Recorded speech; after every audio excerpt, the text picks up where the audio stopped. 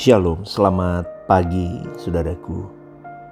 Bukan hal yang sederhana, berarti hal yang sulit, yang berat, yang kompleks dengan harga yang sangat mahal untuk bisa menghidupkan Allah di dalam hidup kita.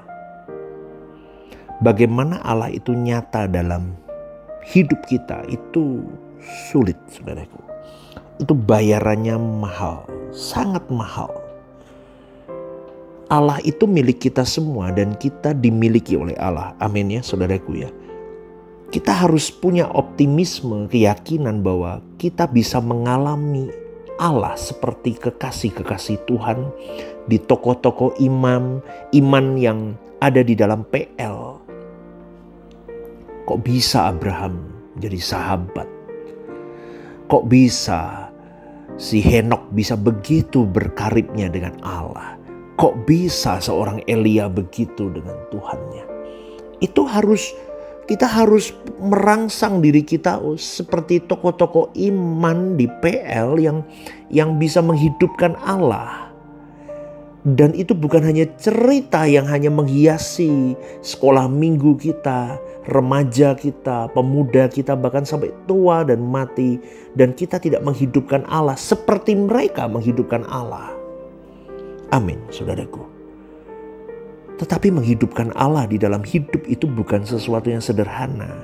Itu berat sekali. Itu rumit sekali. Itu kompleks sekali. Itu lebih rumit dari kau cari duit, cari makan, saudaraku. Itu lebih sulit dari kau mencari karir, jodoh, apalagi ya. Semualah itulah prestasi-prestasi rumah tanggamu, apapun itu. Tidak ada yang serumit ini, saudaraku. Tidak ada yang lebih rumit dari hal mencari Tuhan. Tapi kalau hari ini kau memandang yang lain itu lebih rumit daripada mencari Tuhan, berarti engkau tidak meletakkan Tuhan dengan benar dalam hidupmu. Atau boleh saya katakan, Tuhan kurang berharga di matamu. Simple kok, hanya begitu cara kita melihat. Kalau Anda merasa cari uang lebih sulit, berarti kau lebih menempatkan uang ketimbang Tuhan dalam hidupmu. Uang lebih berharga daripada Tuhanmu.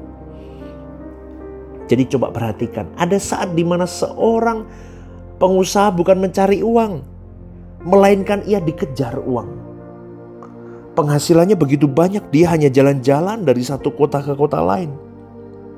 Hal mencari uang merupakan hal yang tidak kompleks baginya. Sehingga akhirnya uang juga menjadi tidak berharga bagi dia. Orang ini bisa beli apapun dengan mudah sekali. Dan barang apapun dia bisa nikmati itu. Berbeda dengan Tuhan. Kompleksitasnya itu melampaui segala kompleksitas yang ada. Orang bisa berkarir, cari duit, cari nafkah dengan setengah mati. Tapi masih untung-untungan dia berhasil. Tapi tidak demikian halnya ketika orang mencari Tuhan. Orang yang mencari Tuhan untuk menemukan Tuhan benar-benar hidup di dalam hidupnya. Itu bayarannya, dengar baik-baik saudaraku, harus melepaskan seluruh kehidupannya demi Tuhan. Coba saudaraku, berat loh. Dan sebab begini loh, semua orang itu mau menemukan Tuhan. Dan ingin menghidupkan Tuhan. Tapi dia lupa bayarannya tuh tinggi. Dan bayarannya apa? Dia harus menjadi pribadi yang tidak menghidupkan siapapun dan apapun selain Tuhan. Bahkan dia tidak menghidupkan dirinya sendiri. Maka firman Tuhan selalu berkata, orang yang kehilangan nyawa baru hidup. Kalau kau mempertahankan nyawamu, kau tidak hidup. Orang bisa memikirkan sesuatu tapi tidak merasakan apa yang dia pikirkan. Tapi Tuhan menjadi satu-satunya objek yang sungguh-sungguh kita jumpai, kita rasakan. Dan kalau kita serius berurusan dengan Tuhan, ada pengalaman-pengalaman baru yang kita peroleh yang tidak pernah kita pikirkan sebelumnya, saudaraku. Tapi pengalaman dengan Tuhan ini sesuatu yang nyata. Yang kita pahami ketika kita mengalami keadaan itu dan mengalami Tuhan. Dan merasakannya. Dan itu bertahap terus, kita tidak akan pernah jenuh atau bosan. Dan herannya selalu kompleks. Dari satu kompleksitas ke kompleksitas selanjutnya. Karena Allah yang tidak terbatas, saudaraku. Kalau dikatakan kompleksitas bukan berarti menjadi rumit sehingga kita tidak bisa menjangkaunya. Jadi ketika kita rajin berdoa, punya doa pribadi, bangun mezbah, kita seperti memasuki wilayah baru atau kawasan baru yang tidak pernah kita pikirkan sebelumnya. Jadi betapa konyolnya kalau kita hanya menalar Allah dan apa yang kita pahami tentang Allah itu kita kurung dalam sangkar yang namanya karya ilmiah, jurnal, buku atau apapun lah. Tapi itulah yang terjadi di banyak orang Kristen hari ini. Apalagi orang-orang yang menjadi teolog-teolog. Terus pencarian Tuhan dalam persekutuan langsung dengan Allah mestinya jalan bersama. Intelektualmu jalan tapi kerohanianmu harus melesat lebih dari itu. Kalau tidak, orang tidak akan merasakan Allah. Dia hanya memikirkan Allah. Dia hanya memperbincangkan Allah. Tapi orang itu berasa dunia.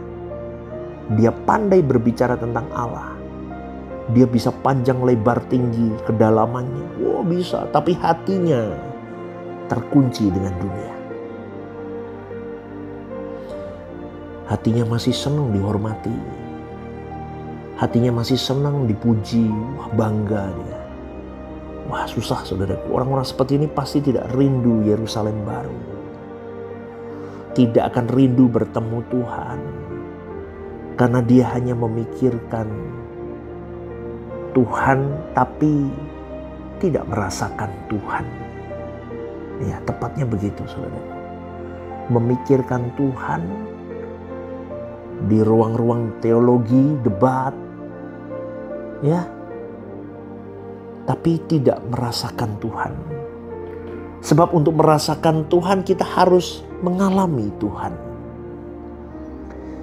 Kita belajar kebenaran, merasa ada hal-hal luar biasa yang membuat kita merasa sudah punya pengetahuan yang luar biasa. Wah kita pandai seakan-akan.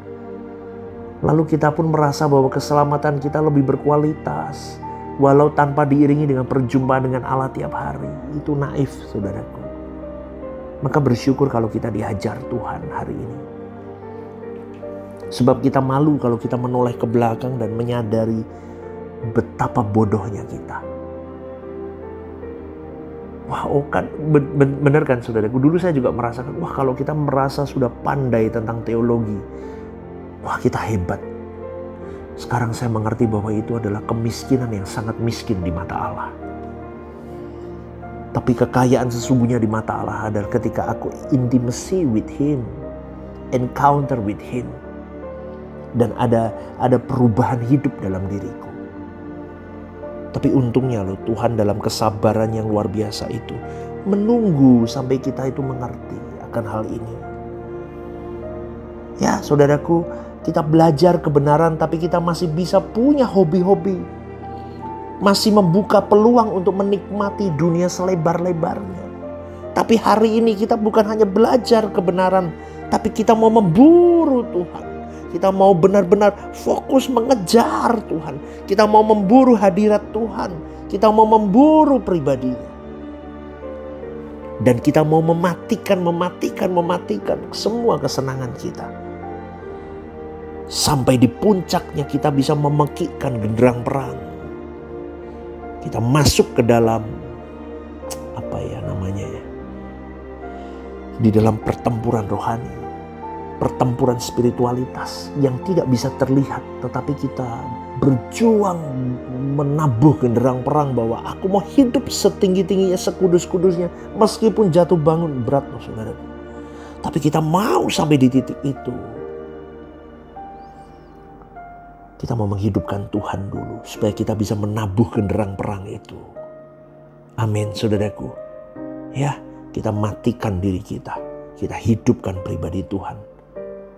Amin saudaraku. Jangan sampai Tuhan mati di dalam kehidupan kita. Jangan sampai Tuhan mati di dalam gereja kita. Jangan sampai Tuhan mati di dalam pemikiran kita. Tapi kita mau menghidupkan Dia dalam hari hidup kita. Kita mau menghidupkan Dia di dalam gereja lokal kita. Supaya kita bisa benar-benar menikmati Tuhan dan kita bisa sampai di titik puncak. Kita bisa menabuh genderang perang bahwa aku mau hidup suci setinggi-tingginya. Renungkan ini saudaraku dan selamat pagi ya. Tuhan memberkati hidupmu. God bless you.